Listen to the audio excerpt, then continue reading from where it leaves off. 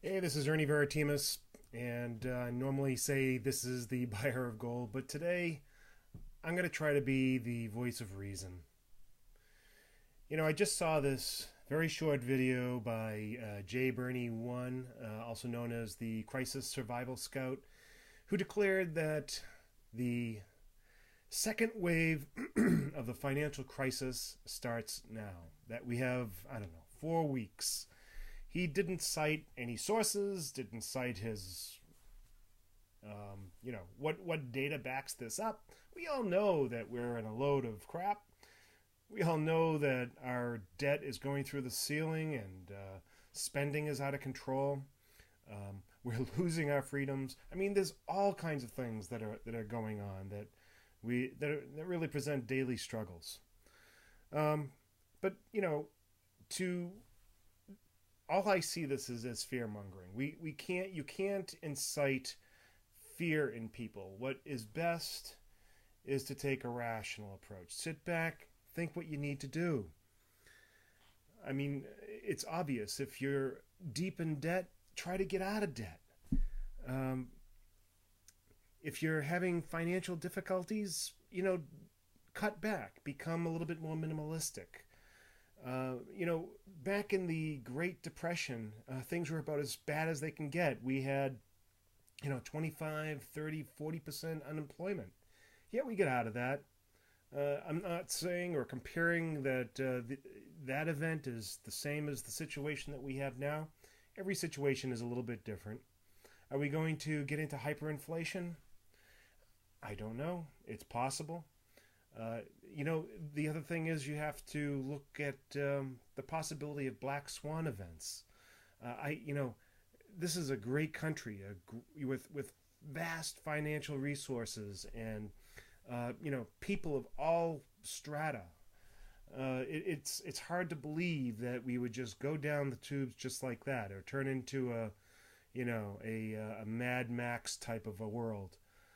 But anything's possible. But the fear mongering doesn't help. It doesn't help at all.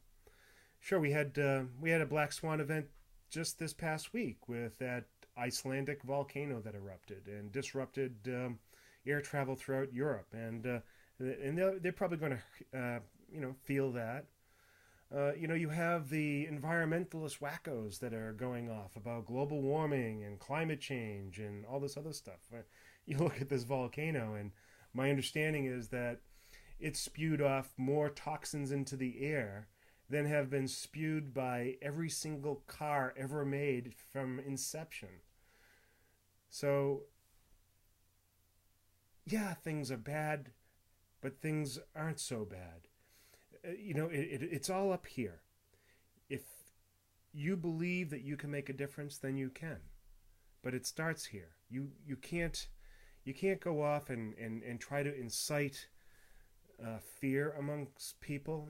Tell them that everything's going to hell, and because then people become afraid, and when they become afraid, they do irrational things, and that's really the point here.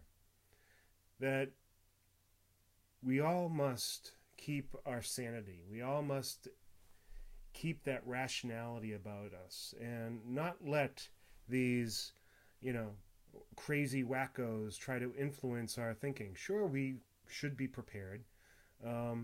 We should always think about what could be the worst possible thing that could happen. And of course, we should always strive for making the best possible thing that could possibly be. And take anything in between. That's the smart way. That's the survivalist way. That's the human way. Or I should say the American way, maybe not the human way. But in any case, I just wanted to reply to Jay Bernie one and just say that, if there is a financial crisis, the second wave, and it is coming, then, well, so be it. We'll figure out a way around it. But it does no good to make these, off the wall predictions or prognostic.